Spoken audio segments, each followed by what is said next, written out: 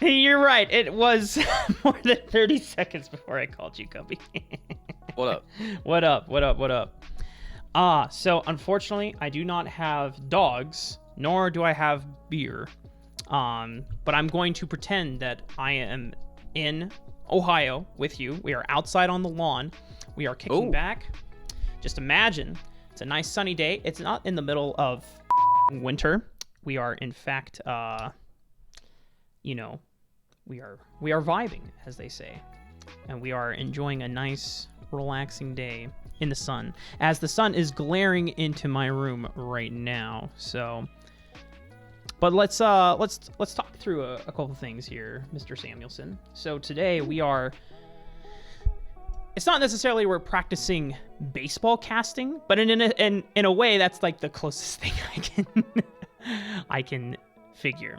I just want I want to explore the idea of basically never being insanely hype, I guess. Just okay, you know, because in baseball casting they really only save it for runs, and even then it's not like.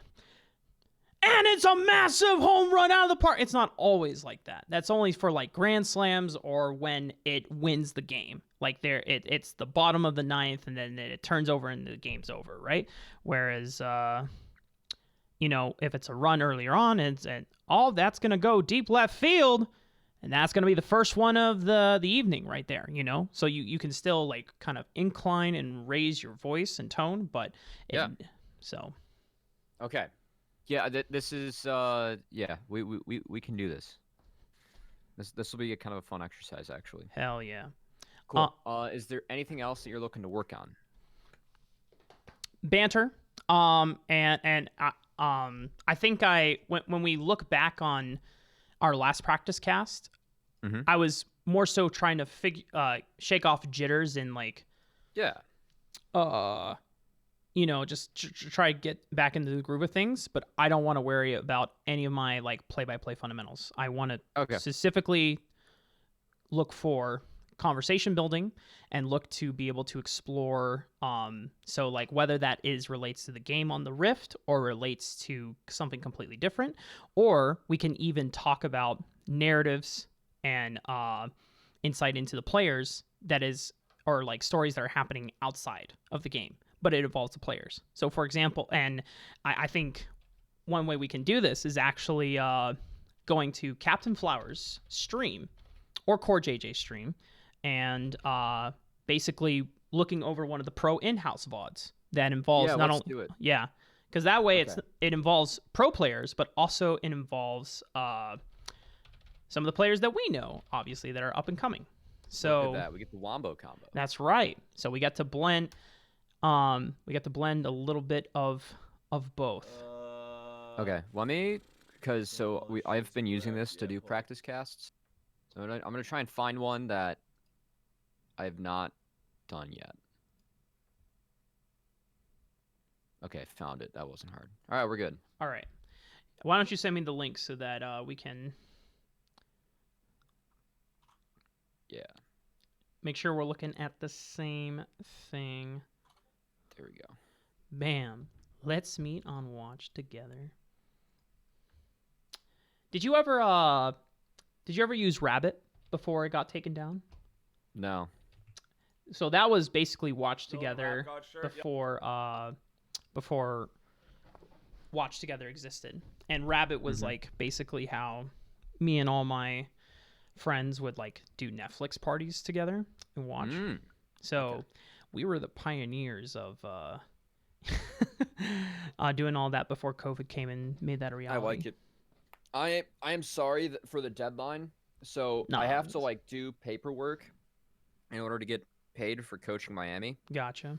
And a part of the paperwork is I have to fill out a remote I-9, which requires that I either have to go to a former employer who is in Ohio or a school or a university who are shut down due to COVID. So I have to go into a school at 3, and that like popped up today because I did it yesterday, but I screwed something up. So good times. All right. Well, but it's I mean, it is what it is. Life happens. Yeah, So it sucks. we But could we can definitely crank out a game. yeah, for sure. Also, So before we get started, Will, for his 5 months, has requested that you, Mr. Matt Cubby Samuelson, tell Chilling Walk something cute. oh, dude, when I was going through your reel, that bit with Shoryu was like so cringy that I laughed. That's the cute thing. Like it was Yes. like he like dropped the F-bomb. Like whoa whoa whoa whoa whoa. Like, it was like so awkward. I just chuckled. It was very cute. It was a cute moment. Yes, that is one of my favorites. I also liked his little Chilling Walk pun that he made with Mazel. That was Yeah, it was good fun. yes. Gotta be cold, dude. You gotta be cold. Okay, so baseball caster. Yes. So I last night I was going through a bunch of whatchamacallit, Philadelphia Phillies VODs with Harry Callis and Sarge. This is oh man, those Are those the radio or TV guys? they were the ones that you would listen to if you were tuning into a local Philadelphia Yeah. TV station. So, Okay. So local TV. Got yeah. it. That was I got a picture behind me of me in the booth of a Cubs game with Pat Hughes and Ron Santo, who were oh, the radio guys. bro. And Ron Santo's a Hall of Famer too, which is pretty cool. Nice. So, yeah. Anyway, I'm ready to go when you are. All right. Because I just saw like 50,000 screens at once. Yeah, that was not intentional. That was I accidentally showed my screen my my fucking OBS versus the actual Rafa and I are getting it a quickie.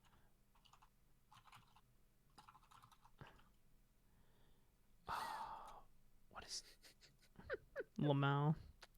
Okay, there we go. And also, Doc, thank you for also the 5 months. Appreciate you, homie. I'll give you more Robux. Don't worry. All right, I'm ready. All right, let's kick us off, buddy. Fell asleep in it, woke up in it, and since I woke up... Well, we have this lovely, very handsome man, Mr. Clayton Rains, a.k.a. Captain Flowers, for those that don't know. If you don't know, then I don't know what the you're doing, obviously. But I think one of the great things that has occurred during this offseason, even though we do want to get something straight here, Cubby, is that this isn't the first time, nor it is a revolutionary new idea that pro players are doing in houses during the offseason, but televising them, broadcasting them, and then pairing up with Captain Flowers to broadcast them so that people are able to tune in makes it feel like it is the first time. And so I think it just goes to show how important and how good it can be to publicly announce and market and talk about this type of content during the off season.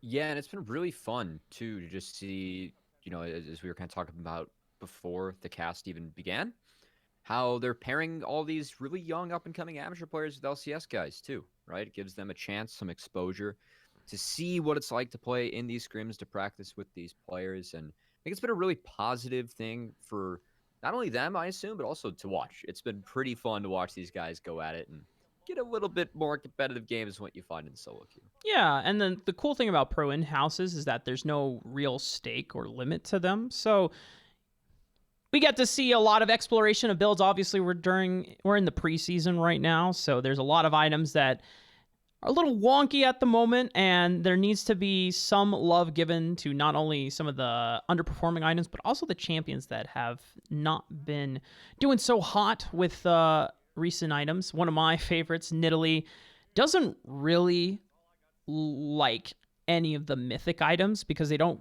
give her the same boost of power that Runic Echoes did, coming from a jungle perspective. But even if you took it into a solo lane, I experimented with stuff like Trinity Force Nidalee in the top lane, and it doesn't slap like it used to back in Season 4. I was hoping that maybe it could, but it's not the same, Cubby.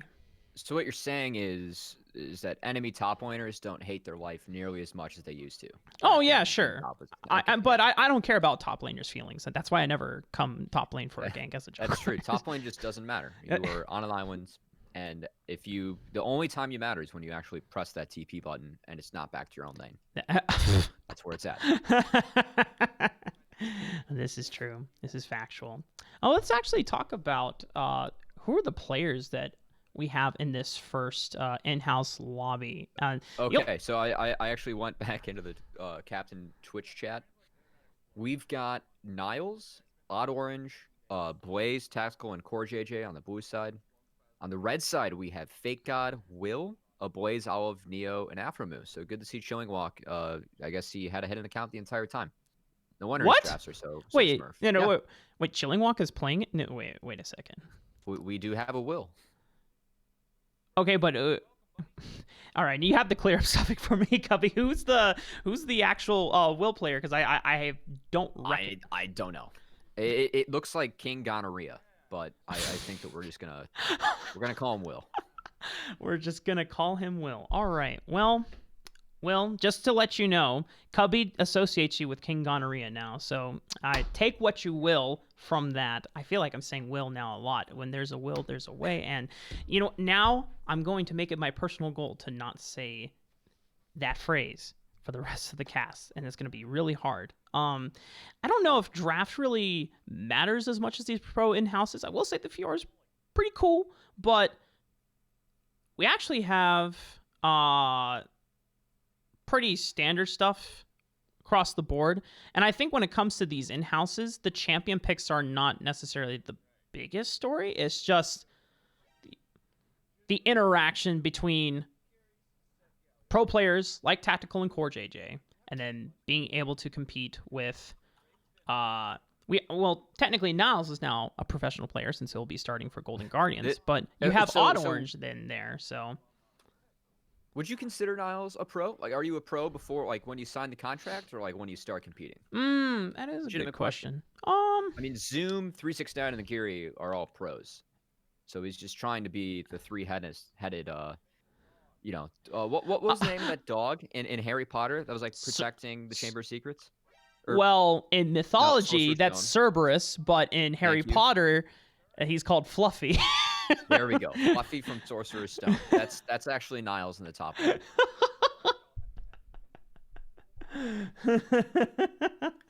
So I think the interesting part about this game, Rafa, is really going to be which mid laner can get outside of the lane.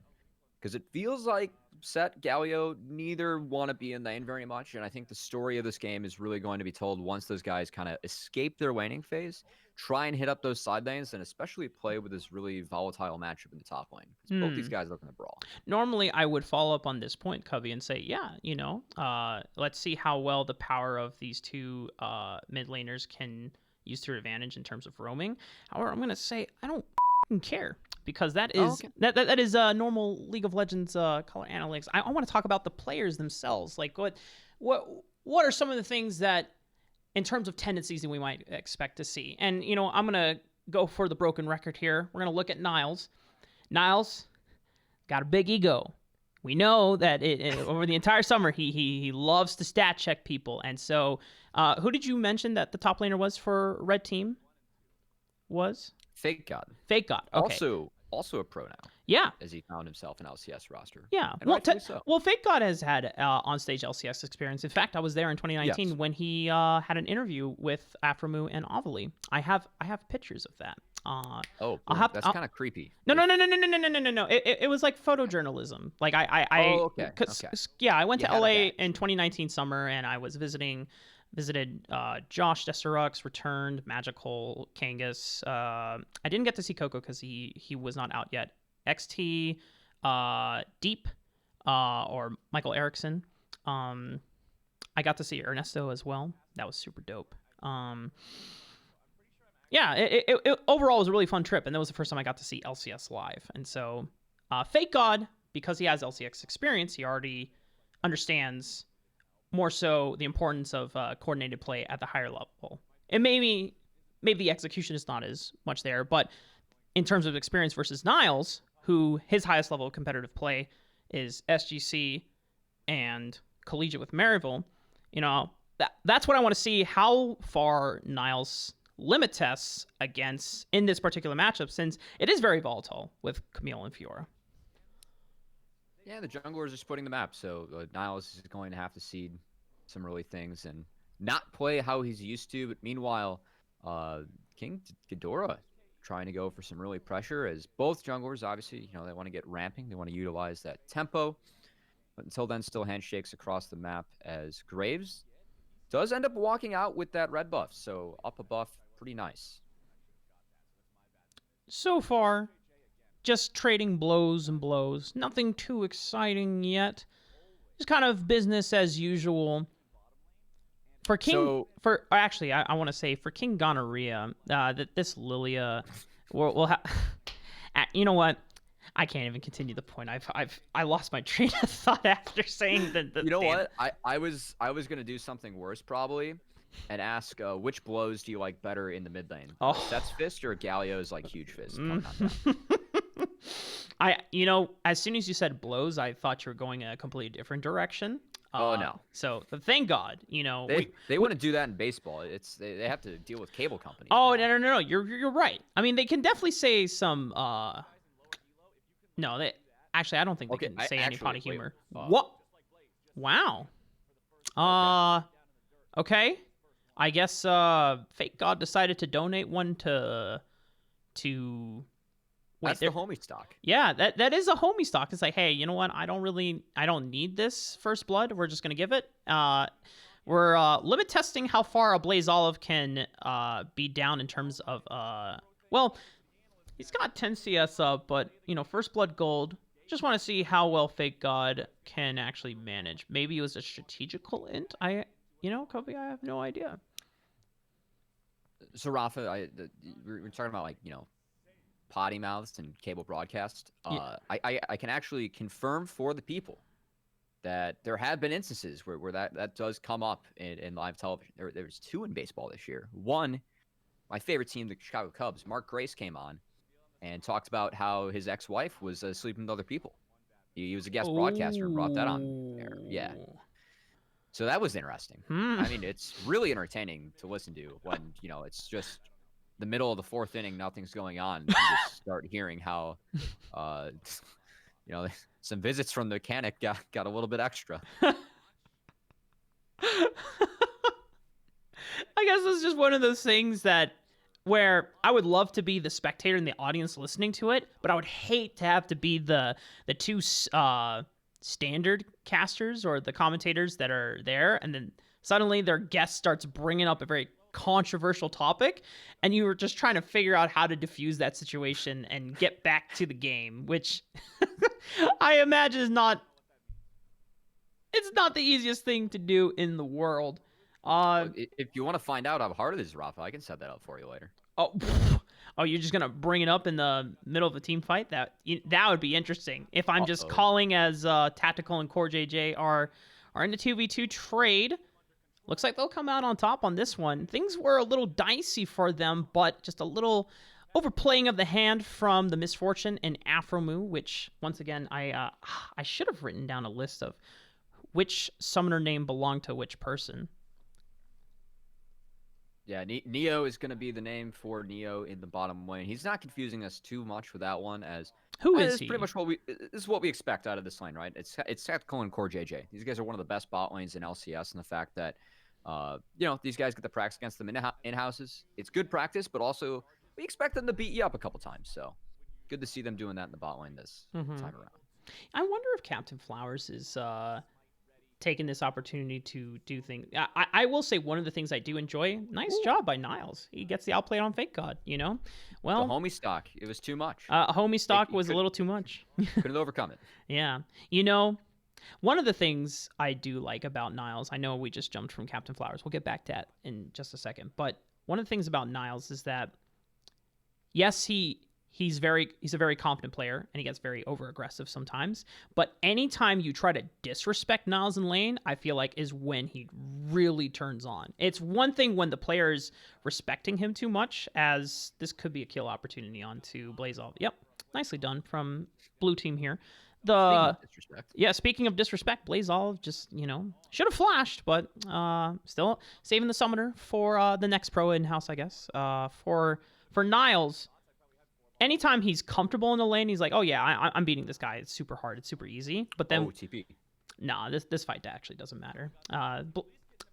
Galio gets traded. Well, it's a lot of shambles. They overextended themselves, and you know what? You're right. The TP did, in the end, change a lot of things. Blaze Olive gets his revenge and says, you know what? I was saving the flash, because he didn't even have to actually use it, as Niles actually might be in a position to get another solo kill here.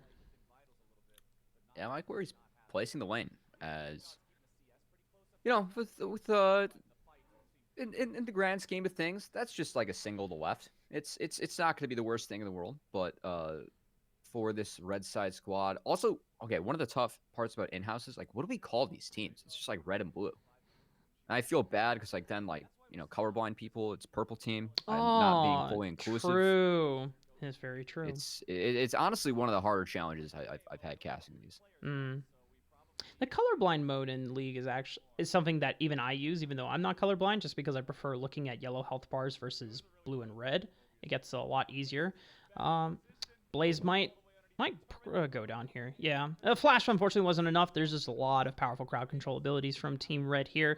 They will get run down. Odd Orange putting in the work. Good boy Nathan.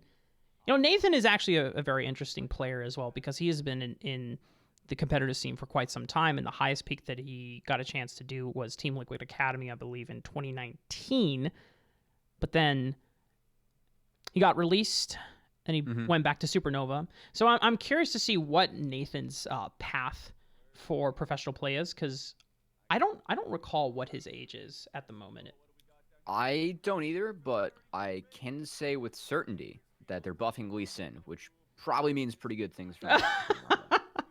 Sounds like that's pretty good things for Griffin as well, and Kenby. If Jarvan's next, he's back. He's back, baby. Lee Sin and Jarvan. There's a lot of goodbye. There's goodbye Tactical. Hey, this is why you don't walk without Core JJ, my dude.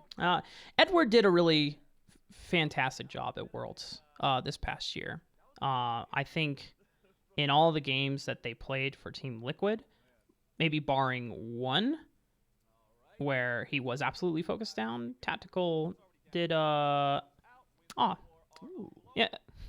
There's a lot of things that are happening on the screen, Cubby, but I'm very committed to talking about Tactical because it's a party, but I think Tactical is still arguably more interesting than what's going on. Yeah.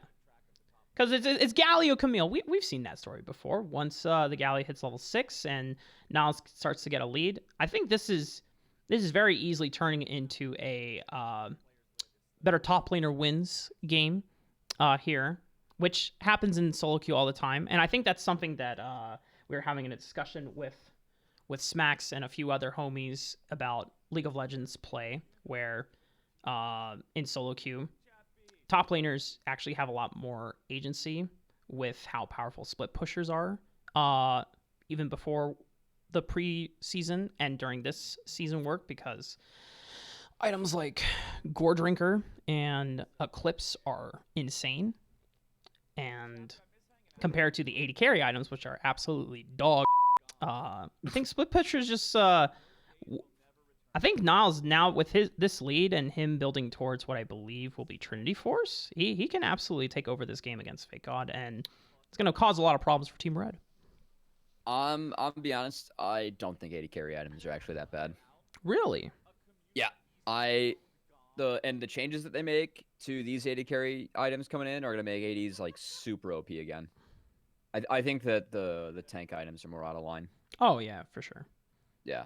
Like when you can start playing like when Malphite just wins every lane because he goes bombies, which like isn't even the best starting item on him. It's just like it's not fun anymore. So bring that back into the line, and then 80s are all of a sudden good again. It did used to be just Bramble Tabby's rush, but now you just you just rush bombies, and then suddenly you win every trade, you win every all in. It's for some people this is a cursed meta, but for washed up boomers like me who would like to think that I'm still pretty smart about the game. Just my hands are not what they used to be in their peak performance. Oh, hey, check this out, man. Cubby. We see a classic moment where Niles has the lead, and he's like, all right, I'm the better top laner here. And the enemy jungler comes in. Well, as long as blue team recognize that, we already see Nathan on the bottom side of the map trying to get some cross-map pressure. But fortunately for them, they just burn some ultimate summoners. Nothing too much exchanged for Niles' death. All right, my turn to ignore the game. Rafa, how familiar are you with Seinfeld? Oh, I'm not a Seinfeld connoisseur, but Okay. I do appreciate the show. Because when you said, like, my hands just aren't, like, how they used to be anymore, I just pictured the episode where it's the George Costanza hand model episode. Where he's, like, running through the streets of New York with, like, oven mitts on. Like, Yeah. Don't touch my hands. Well, speaking of hands, Niles gets the death down, but he's pulling a Blaze Olive where as soon as he goes down, he uses his pressure and goes for a counter play. And it's actually pretty damn beautiful here for Team Blue. They don't lose anyone in the process, and they take down 3, knocking down the first turret of the game as well. And now we're at the point, Cubby, where this is where the map opens up a little bit, and because Nathan already has a solid position on this Graves... Oh, no. Wait, Niles. Uh-oh. Goodbye. Oh. Oh! But the Called in Goon the Squad! friends. The Goon Squad is here. That landed? What? Riot, please. This is why Core JJ is a former Worlds Champion. He just knows hidden mechanics that the rest of us small-minded players do not. Wow. So, what kind of skin or what kind of LCS contract do I need to land that dredge line? That's all I've got to ask. It's out there. Mm-hmm. Upwards of $1 million. Do you think Sword Art lands that one? Like he's got $3 million a year. Yeah, $3 million a year. You gotta believe that dredge line all of a sudden lands then. You see all the missing pings coming out. Afro Actually, I really want Sword Art to get in on these in-houses when it comes. I don't know, like when he's coming on over, but it's gonna be nice to actually have a support that can challenge Core JJ in the LCS. And I feel like Sword Art is the perfect person to do it, and I think the more games we see of those guys going up against each other, the happier I get. Yeah, the whole idea of needing competition, challenging the very, very top, not just in teams, but also players in roles. Niles is not fine. He's asleep. He has been slammed. He has been hay-braked. The minion damage plus the Lilia passive will be enough here. We're seeing a counterplay measure in the middle of the map. Looks like Neo's going to fire out his ultimate, try to clear the wave here. Just a standard back and forth. Oh, but they're going for the dive. Beautiful stuff. Damn.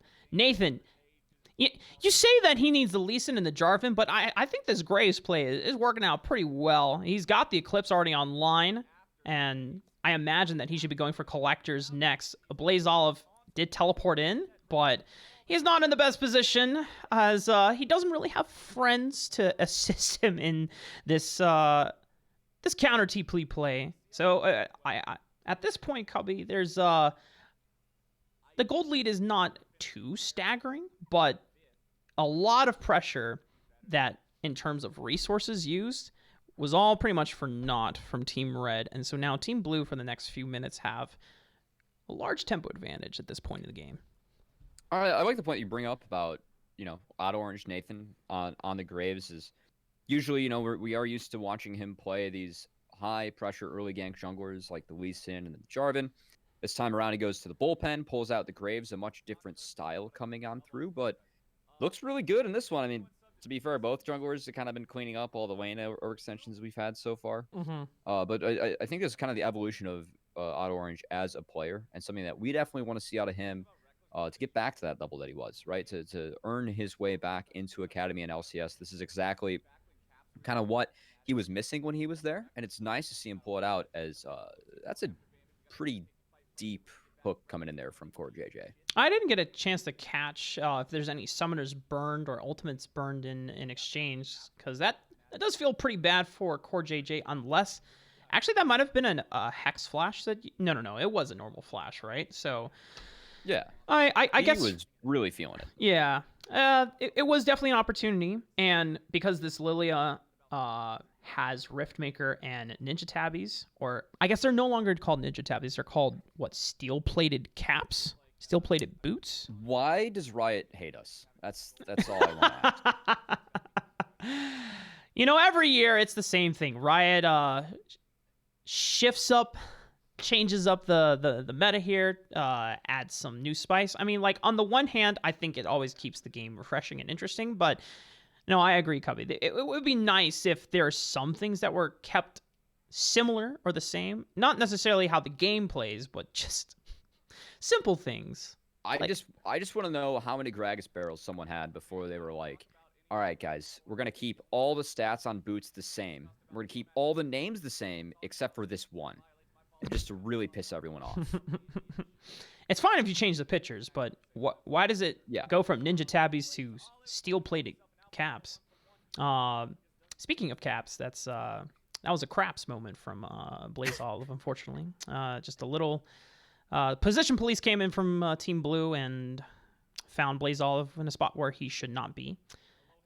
With him off for the rift for the next 20 seconds. Maybe Blue Team can do something here, but it doesn't really seem that they're going to be going that much further aggressively into the jungle. Just a Rift Herald take. I can prepare for the next objective take. And around the 20-minute mark here, Cubby. Full resets coming on in. We might actually get some form of action, but Rafa, until that happens, we still got like 2 minutes and 30 seconds to kill. I'm be honest here. Oh, yeah, for sure. So let's take a swig of our imaginary beers, a bite of our imaginary hot dogs as well. Oh, hot dogs would be so good for this, man. I know. That's what I'm saying. Yeah. That's honestly the best part about baseball game. And also, like, wait, how was the food at LCS? I didn't. Well, let's see. I'm trying to remember. Well, it's not as scrumptious as Blaze is looking to a Blaze Olive and King Gonorrhea, but there's no way they actually turn this around, right? Niles comes in, but it's still a 1v3. Niles might be able to find something. Oh, wow. Nathan's now here for the party, so this is going to be really interesting. Oh my goodness! Actually, that was a nice little cheeky flash from Fake God. Dodges out on the deadly flourish. Called curtain call, just not enough. Fake God just completely runs the show throughout this fight, and Tactical might have overextended himself if there's enough movement speed from Fake God, thanks to God. There's all these new item changes are so freaking weird, because now there's items that like have phage passive, and then items that build out of phage don't have phage passive, because phage passive doesn't even give old phage passive anymore. It gives this weird one that's like you get health back. I don't know anymore, Cubby. They changed the rules. They did change the rules. That play coming on in, not respecting TPs and not respecting positioning as the Ducks kind of came marching in. And one by one, they got picked off by the Hunter. Yeah, I think that's one of the things that you probably hate to see the most when you're coaching. Not saying that Miami, Ohio esports does it in particular, but I am. Oh no, we do it a lot. Pain.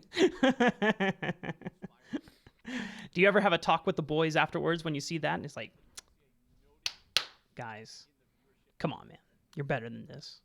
Or how do you even address that? Most of the time, I get comms.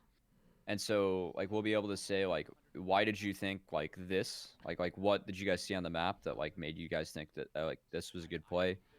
And, like, we'll be able to figure out, like we had help coming and someone just went in too early. Mm-hmm. But watching on the screen, it's kind of hard to identify, but that's definitely more of a communication issue, right? I mean, just the fact that people are going in one by one. And, of course, these are in-houses, right? We expect some raw play coming on through, but when you're playing with shot callers like Core JJ and Afromu, I guess we still expect a little something coming on through. Right. So it's not great to see these guys marching in like that and throwing away their lead, which, I mean, on the bright side, Rafa, makes this game a little bit closer, a little bit more exciting. There's a huge pressure play coming out from Team Blue. Get the collapse down in a Blaze Olive, and oh, Jesus. Well, You know, and when we're talking about hot dogs, you know, I think of the Coney Island contest, and I've never seen someone scarf down a Blaze all of that fast before. It kind of reminded me of the people that compete at the Coney Island hot dog contest. Just imagine he was like 35 and someone did it in just like 10 seconds flat. Which Dude, that reminded me of like watching like wrestling and someone goes for an RKO, but they land outside the ring, so they just get DQ'd. Oh. I feel like every RKO he's gone for has just been immediately bopped back to the gray screen. Unfortunate. I didn't even realize that Blaze Olive did not go for a mythic item first. I know that the itemization is not necessarily the biggest thing in the world, but it's just curious that he goes for a legendary item in Blade of the Rune King. And maybe it's just some experimentation. Fortunately, it's not working too... I imagine it would probably be better in the 1v1, but if he keeps getting caught out... Actually, huge fight, huge damage, and Nathan, my God! He's not even getting the kills, but I know the credit is between him and Tactical. They're just running them down like the dogs they are here. Just doubles for both of them. Double up on the shotgun. Double up on the 4-shot pistol. And now the Baron is probably up here for the taking. Core JJ just completely turned that play around because you saw the red side team, they were getting chunks down on health bars. They were starting to get in a pretty favorable position. And the second that Misfortune cast the ultimate, Core JJ completely turns the fight around by going back in. Niles, he gets the ego check, skill check coming on through, picks up that kill. And it's all fine and dandy here for the blue side team, Rafa. All of a sudden, we don't have a very close game again. Mm-hmm. Almost 10, I was about to say almost 20 kills, but it's a 10 kill difference. A lot of it is on the backs of these two marksmen in Tactical and on Orange. I have to say I really love the Graves lethality build this patch because there's something about it that when you itemize Graves before, and you like Warrior Enchantment was by far one of the most cost efficient and in a ways broken items in the game. However, even though Graves utilized it well for his old lethality builds, it wasn't necessarily an item he loved to rush. You would almost prefer to rush Yumu's. Like if you could put Yumu's into a jungle item, it would be so much better. But you couldn't because it only gives CDR and just a shit ton of AD. It doesn't give any lethality. But now, the fact that you get to rush Eclipse, it gives him like every single stat that Graves wants apart from attack speed. You get Omnivamp, you get lethality, you get armor penetration, and you get stacking armor penetration thanks to Eclipse for whatever items you buy. So that he can actually still scale decently into the game, whereas if you build lethality beforehand, if you didn't get a Black Cleaver or a Last Whisper later on, then you struggled to fight against tanks. Rafa, I feel like you're putting a lot of thought into something that's just freaking broken coming out through. I really like it. Oh. It makes me feel like I'm good at the game again. Speaking of good at the game again, Team Blue are very good at the game right now. They're wombo comboing. They're putting them in the bounce house. It's another triple for Tactical, and it just really seems like a bot diff, a little bit of a top diff. I don't know if it's necessarily a jungle diff, but Nathan is very strong, so.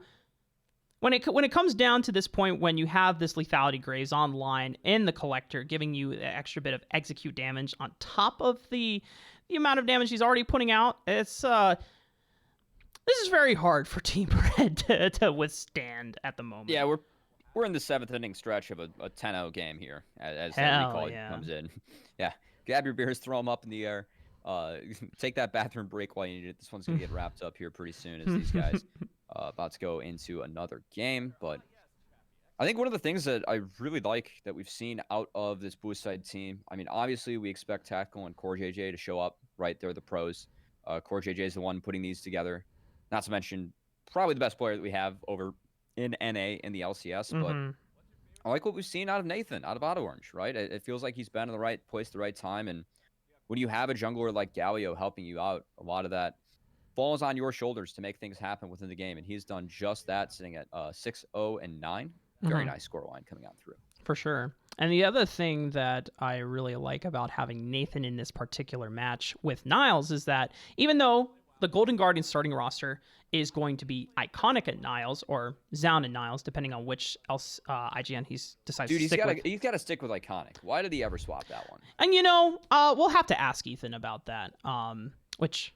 Nope, don't ask. We're gonna give him the Sejuani duty punishment that. You're not allowed to change your name to Zaun. It's back to Iconic jail for you. Correcto mundo. But yes. So even though Niles and Iconic have built up a synergy through Maryville alone, no, they're fine. It's a flash. That was a sick flash, actually, though. okay. We'll have to hold story time. We do have a fight coming down. It's a turret dive. As long as blue team don't scuff this should be pretty easily in the bag. Blaze is going very hard though in the back line, and there's Rafa, they scuffed it. They did scuff it. But you know what? Niles is here, superhero top laner, Captain America coming into the back line. But Niles, please. The ego check is a little too much. They trade for 2. But a Blaze Olive is going to get out alive, and they trade supports. It's a disaster. Well, see, the thing is, even though it's a disaster and it's very, very sloppy from blue team, it doesn't matter. This game's still wrapped. Yeah, look at the 2 people that survived. The 2 marksmen that are insanely fed out of their minds. Did they? Oh, well, it's a very nice teleport play from Blaze Olive. He actually cannot lock down Nathan just thanks to Phase Rush and how absurd it is. And oh my god, Neo has to flash away from Edward because Edward's just so damn strong. And there's no way they actually take down Blaze Olive. That would actually put the final nail in the coffin and just how much pain Red Team is trying to... They're trying so... Oh. Does the Collector stack? Because I feel like he just evaporate. Oh, that's a big taunt. That is a big taunt. And oh my god, this is disgusting, Cuppy. This just like... Game's wrapped. We're getting into the for fun territory. Yeah, this is where Team Blue get to stack their KDAs, and it's like, okay, we got to limit test, whereas Team Red are just like, can we get a kill? Can we try and get 1 kill down? And you know what, Team Red, they get their first ace of the game. So, there's an opportunity to prevent Cloud Soul from being taken from Team Blue. But apart from that, I want to go back to Iconic and Niles and Nathan and Niles. Because if you've been watching twitch.tv/NilesTop, you'll know that a lot of his duo streams, even before this year, was with Nathan. Him and Nathan are very good buds. And so the synergy that they have displayed in this in-house only speaks to the amount of time and games they've played together. So I was actually curious that if Odd Orange was in a position where he was able to demonstrate his value more during this SGC season and put himself up as a better prospect than the 4 junglers that did go to Scouting Grounds, I wonder if Golden Guardians would have considered a Niles Odd Orange starting roster versus Niles and Iconic. I just love how you're like talking about like the synergy that these 2 have when Niles is like way overextended, totally disrespected the enemy jungler. I mean, that's just Niles. I can't stop that, Cubby. You can't stop. There are 3 things in life that you can't stop from happening: taxes, death, and Niles overextending for no fucking reason whatsoever. So it is what it is. Yeah, and I'm a little bit disappointed to still see that out of Niles because it's something that we were really hoping that he's going to fix and work on. Because if he does have more respect for those side lanes, I think his stock really goes up as a top laner, and it's someone that we've always pitched as having potential. We want to see that potential come to fruition. As Nathan, oh my gosh, oh my god damn, that's the power of lethality Graves, baby, and. It's just for a Red Team, they're trying, right? But there's the front line. When the front line evaporates to marksmen like Graves and Jhin, who traditionally with these types of builds in the past cannot burn down through front lines, then it's a problem. And we'll go back to what you were talking about, Cubby, is that this itemization. Is really dumb. Tank itemization is dumb, but Eclipse itemization is pretty dumb. Oh god, it's pretty dumb. Just straight up calling. I also love how like during all those fights, I just see in the corner of my eyes flowers like popping off, and we're just chilling.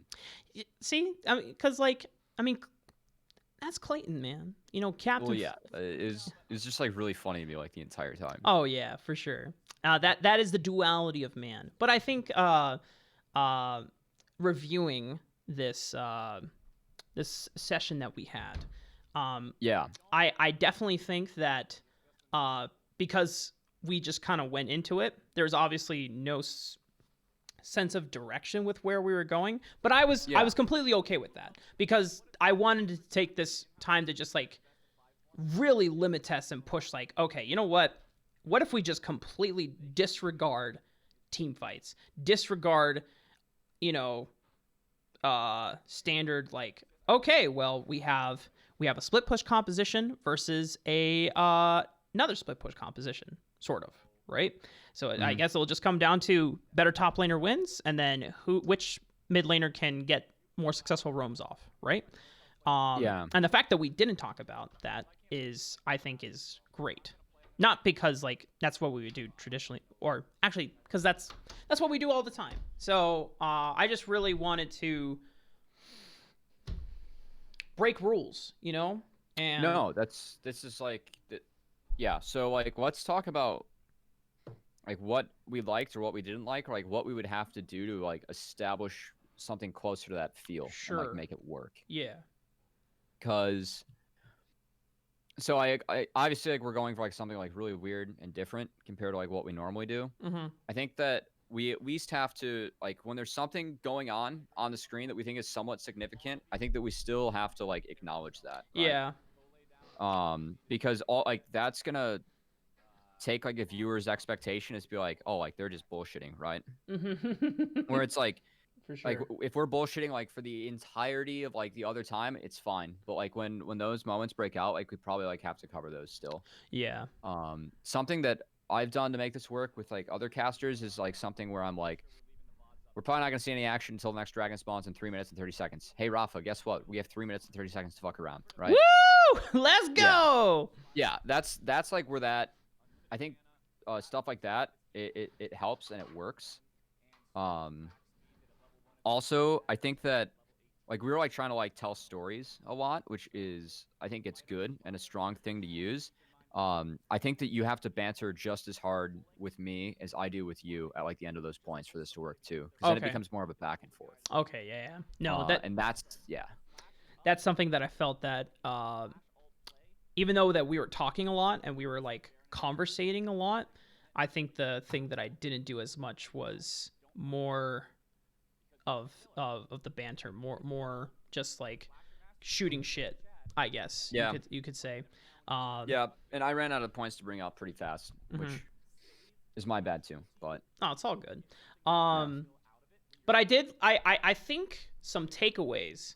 I like the point that you said, like, well, if the next really important fight that will change the course of the game is not for another 3 minutes because it's going to be around Dragon, then unless something disastrous happens, or just something completely weird and like random goes awry, we can talk about whatever. Now, obviously, we shouldn't just talk about whatever if we can. If we can't help it, then, then sure, like an LCK cast where Atlas and LS will talk about the latest Pokemon drop, right? I think we could do that. Yeah. Literally. Yeah. That's super fun to do. We have to establish it first. Right. Like then the viewer knows we're just gonna fuck around, right? Like there's nothing to talk about. Yeah, for sure. So like if we say, hey guys, so because the next really big important fight is not going to be happening for another 3 minutes, we're going to invite you at this point to join our lovely Pokemon podcast or our lovely baseball podcast. So tell me, Cubby, I haven't been following baseball that much this year, and we're talking about the whole guest caster coming in and talking about someone cheating on his wife. I was like, oh my god, it was so dude, like there's a clip of it. I'll try and find it. It's the funniest shit. Like, oh my god.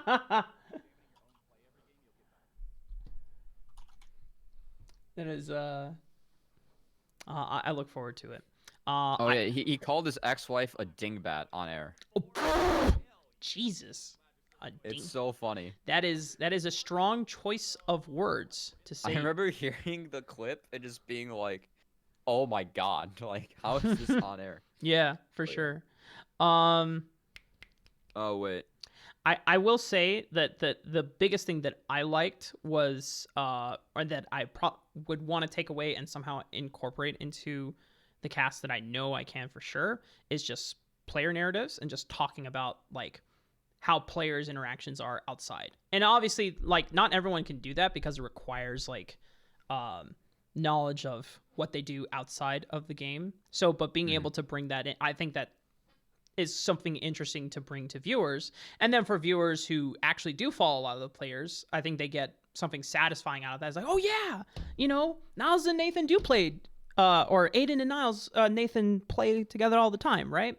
So they are really good buds, and they get a lot of highlight clips together. They banter all the time on Twitter, and so that synergy, maybe that's like an interesting prospect of like, what if it was Odd Orange and Niles in an LCS starting roster. So I like that point, and also I think that's like a really funny point to like it's just like a good point to like talk about like in that dead time, right? Like bigger, like let's think about like bigger picture here. Yeah, I also like your point about Core JJ and Sword Art. I'm sorry I didn't do much with it. I did want to. Nah, the game ended. Yeah.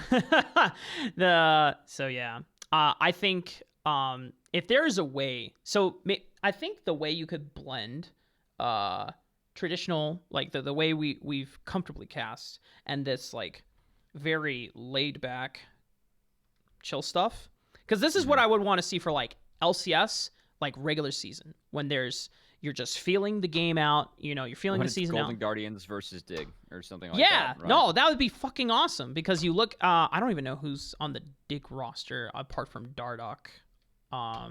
Like, yeah, it's like we're not going to take it as seriously, but like we're going to make this into a productive cast anyway. Right. And I think the best way you can make it productive is just talk about, okay, well, this match doesn't really determine anything in terms of standings, or it doesn't mean anything in the long run because there's still many games to go. So we're not going to say, oh, they did really well, but then again, it doesn't really matter. You just say it doesn't matter. So we're going to talk about this. We're going to talk about what things to look for and things to establish first impression wise. One of those things is going to be, obviously, for Golden Guardians, this completely fresh roster. This is a Blaze Olive's first time on the LCS stage after being in Academy, mainly TSM Academy hell, for quite some time, because you're never moving up to the starting position when you have Bjergsen there. So It's like a Blaze Olive, on the one hand, gets to learn from one of the best mid laners of the West, but you will never start as long as you're in TSM Academy. So now he gets to. So that's something that, and I think you basically have to pick and choose which narratives are important to you and what you have the most prep or information on, and rather than incorporate that into like, okay, well, how does it affect the course of the gameplay based on the champion draft, I would say, yeah, you can lightly talk about the composition that they go for, but you mainly use that to leverage, oh, well, if we see a Blaze Olive picking something like a Galio, that maybe it speaks to this, what we know about Blaze Olive being a strong team player, that he's very selfless and he wants to empower the rest of his team. And that's how he is off the rift as well when he interacts with his teammates. Yeah. All right, dude. I wish you could stick around, but I have to go fill out tax forms at a school because Ohio is dumb state laws. For sure. Chat, say bye to Cubby. I'll be hanging out with you guys a little bit because I would love to hear all your thoughts. I have not been able to look at chat. I know there's a bunch of rewards people are asking me for, so I'm gonna go ahead and do those now. But oh boy, Robbie's gotta do stuff for the fans. That's right. Thanks for trying or testing new stuff. I think it's valuable to do that with for sure. Again, not just have a normal practice cast at times. I enjoyed that. I did enjoy that as well. That was a very fun limit test there. Yeah, always love talking about how Mark Grace called his wife a dingbat. It's just wild. All right, see ya. Bye, Cubby.